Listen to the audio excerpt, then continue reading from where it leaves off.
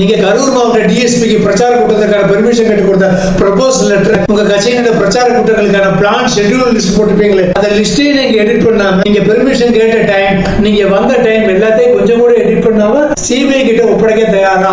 அதே மாதிரி உங்க கட்சி தலைவர், உங்க கட்சி துணைத் தலைவர், மாவட்ட செயலாளர், வட்ட செயலாளர், சதுர செயலாளர், முக்கோண செயலாளர் ஆரம்பிச்சு கட்சியினுடைய 2ஆம் 3ஆம் கட்ட தலைவர்கள் எல்லாருடைய மொபைல் போன்கள், லேப்டாப் உள்ளிட்ட அனைத்து தொலைத்தொடர்பு சாதனங்கள், உங்க பிரச்சார வேன், அதுக்குள்ள இருந்த ஹெச்டி கேமராக்கள், அது ஷூட் பண்ண போட்டோக்கள், வீடியோ ஃபுட்டேஜ்கள், நீங்க யூஸ் பண்ண ட்ரோன்கள், அது ஷூட் பண்ண வீடியோ ஃபுட்டேஜ்கள், போட்டோக்கள் எல்லாத்தையும் கொஞ்சம் கூட டெலீட் பண்ணாம நீங்க சிபிஐ கிட்ட நேர்மையா ஒப்படைக்க தயாரா? இன்னைக்கு அடிக்கிற அடியில மூஞ்சி முகரையெல்லாம் பஞ்சர் ஆயிரும். அடுத்து மக்களுடைய சேஃப்டி தான் முக்கியம், மக்களுடைய சேஃப்டி தான் முக்கியம் பேசுறேன். உங்க கட்சி தலைவர் நடத்தின கட்சியுடைய மாநாடுகள், பிரச்சார கூட்டங்களுக்கு வந்த மக்களுக்கு, குறிப்பா பெண்களுக்கு, குழந்தைகளுக்கு வாட்டர் கேன்கள், ஃபுட்டு, நிழல்ல உட்கார்றதுக்கான வசதி, சாமியான பந்தல், இது எல்லாமே ப்ரொவைட் பண்ணீங்களா? ஒவ்வொரு மாநாட்டுக்கும் பிரச்சார கூட்டத்துக்கு எத்தனை ஆயிரம், எத்தனை லட்சம் வாட்டர் பாட்டில்கள், சாப்பாடு பொட்டலங்கள் சப்ளை பண்ணீங்க? அதில் யூஸ் பண்ணது எத்தனை, வேஸ்ட் பண்ணது எத்தனை? ஏன்னா நிறைய அணில் குஞ்சுகள், நிறைய வாட்டர் கேன்களை அப்படியே கொத்த அள்ளி வீட்டுக்கு கொண்டு போயிட்டு இருந்தாங்க.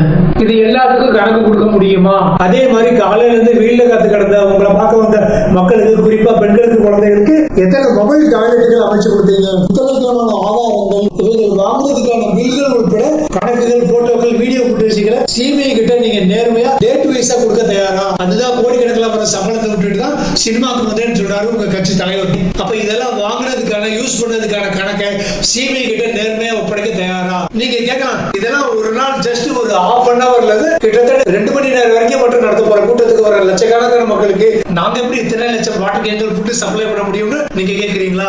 அப்புறம் ஏன் உங்க தலைவர் சாயங்காலம் தான் வரப்போறான்னு நல்லா தெரிஞ்சிருந்தோம். காலையிலே வான்னு மக்களை கூட்டுறீங்க, வெயில உட்கார வைக்கிறீங்க, வெயில நிப்பாட்டி வைக்கிறீங்க, சாப்பாடு வேணாம், தண்ணி கூட கொடுக்க மாட்டேங்கிறீங்க. இதுக்கான சரியான எக்ஸ்பிளனேஷன் உங்க தலைவர் விஜய் சிபிஐ விசாரணையில நேர்மையா வந்து சொல்லுவாரா? முதல்ல அவர் வீட்டை விட்டு வெளியே வருவாரா? நீ தாதாடா டான்.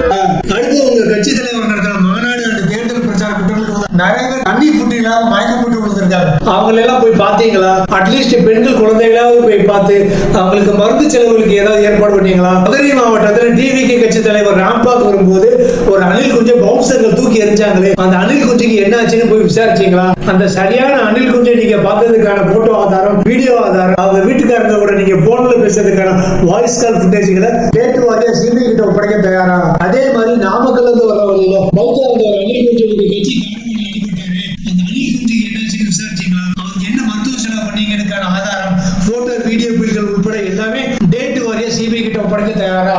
இவ்வளவு விவரமா பேசுது தம்பியா?